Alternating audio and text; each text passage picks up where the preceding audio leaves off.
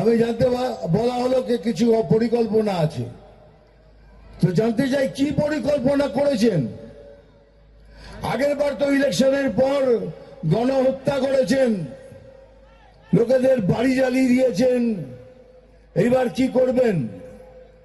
মুন্ডুটাকে ছেদন করে দেবেন, ফাঁসি চড়িয়ে দেবেন? কি পরিকল্পনা আপনাদের?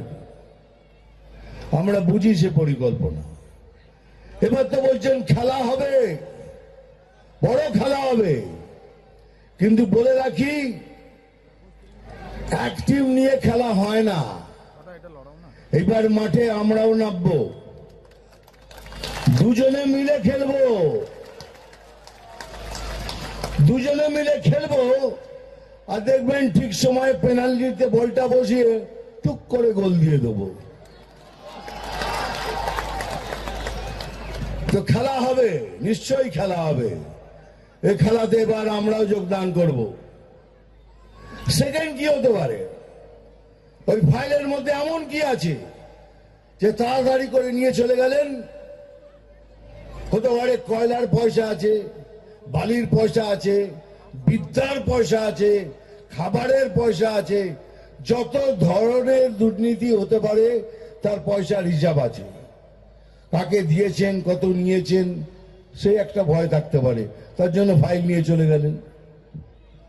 আর তৃতীয়, যেটা সব থেকে বেশি ইম্পর্টেন্ট, সেটা হলো উনি চান যে যত অভারতীয় আছে এই বাংলাদেশে ঢুকে পড়ুক, আমাদের বাংলাতে ঢুকে পড়ুক, আর তারপরে সবাই মিলে এটাকে পশ্চিম বাংলাদেশ করে দেবেন। এটা কি এত সোজা? পশ্চিম বাংলাদেশ করে দেবেন? যতদিন আমার এই গায়ে এক ফোঁটা রক্ত আছে না, ততদিন कोई माई का लाल ये कर नहीं सकता।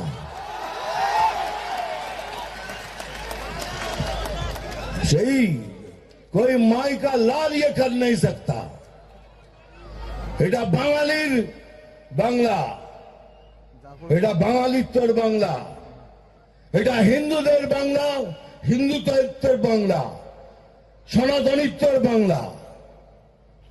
তাই সময় এসছে এখন আমাদের সবাইকে এক ছাতা নিচে দাঁড়িয়ে একসাথে মিলেমিশে ভোট করে এই সরকারকে তাড়াতে হবে। দেখুন, বিজেপি মুসলমানদের বিরুদ্ধে নয়, বিজেপি ভারতীয় মুসলমানদের বিরুদ্ধে নয়, কিন্তু যারা দেশে থেকে দেশের ক্ষতি করার চেষ্টা করে আমরা তাদের বিরুদ্ধে।